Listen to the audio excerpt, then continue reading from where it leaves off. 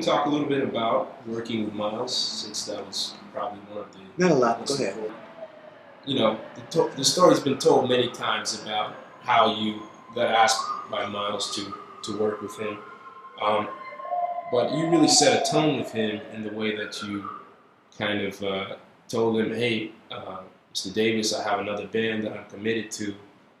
You need to speak with that band leader before you get on, you know, with me, with hiring me, which really set a tone with him. Um, and when you worked with him, I mean, what was your favorite time to be working? I mean, because there was a few different combinations before the legendary quintet came together. I mean, Seven Steps to Heaven was a different band. Well, yeah, I think I never answered that question as you pose it, because the answer implies that the other bands were less interesting and less important, and I had less fun with them, and nonetheless, I had fun with all those guys. Um, the personnel was changing, of course, as I joined the band. Jimmy Cobb stayed on to finish the tour with Miles, and he left to join Wes and Paul, Wynton Kelly, to form a trio back West Montgomery. And we got back to New York from the 6-week tour.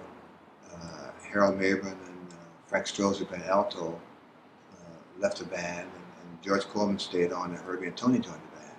So those were times when the band wasn't in upheaval; it was settling to a personnel. And while this settling was going on, we were learning in the library. So again, it was a chance for me to go to school free. I'm learning how my songs work. Herbie knew all these chords I didn't understand, and didn't have a way to manipulate on the bass. George had great skill and knew all the tunes and all the keys. Tony was just beginning to really be impressive.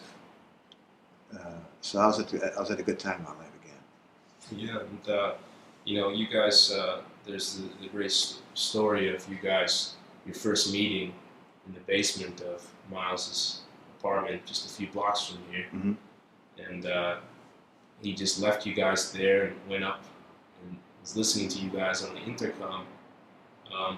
How was that day for you? I mean, you kind of took the leadership role, right? In that, when it was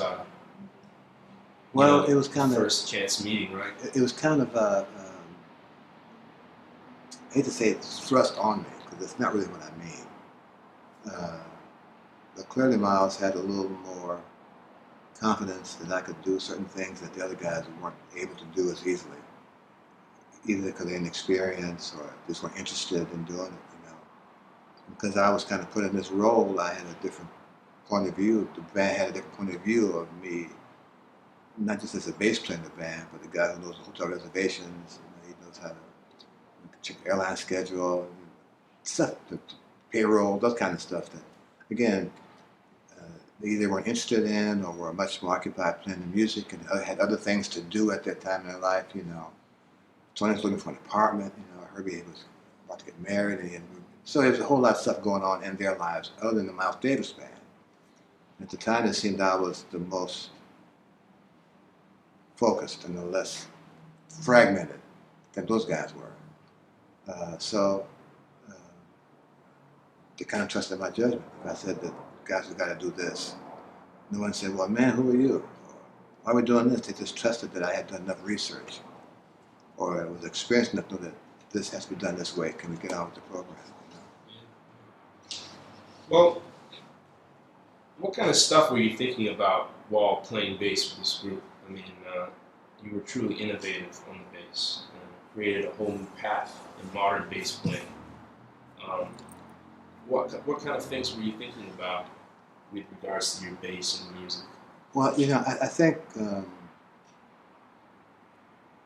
Mr. Jonathan, that while you're playing in the moment, that there are not a lot of thoughts going on, and I think it's hard for me to look back 50 years and say, at this time I was thinking about this chord and this tune. I just can't do that. Yeah, sure. But I think overall my view as we were playing was that, how can we make this work? How can I help this experiment maintain the integrity of the music? You know? And I think we all had that focus. But I think as a bass player, you're more in the role to put it in play all the time. You know, and if I were to listen to some of old records, I could say, well, here I was probably trying to play this chord and make her mention that this note that I'm playing is not the root of the chord, but it's the fifth of the chord. Um, and Herbie, as sharp as he was, as sharp as he is, he'd understand that, oh, this is not a C chord. This is an F with C in the bass. And once we understood that kind of language, you know, the stuff kind of fell in place, or fell in place most of the times. Sure, sure. Well, there's a lot of material that's recorded from the time you were with Miles. Yeah. What is your favorite recording? Well, you know, I haven't heard them all, and they're coming out with stuff every day. Um, when I listen to them, I'm amazed at the results, because at the time we're playing it, we're just trying to work it out, you know. As I've gotten older, and as I've taught more school and more classes and asked more questions, I've had to go back and kind of analyze some of that stuff to try to figure out what was going on. And all I can come up with that those guys must have been crazy at that time, but it works for them. Yeah. Well, can you tell us a little bit about spending time with Miles as a person? You told me once that he used to come over and hang out with your family over here. Yeah, he loved my kids, Roger and Miles. He would horse around with them and show them boxing moves, stuff like that. And of course, to those kids, my sons, just a neighbor.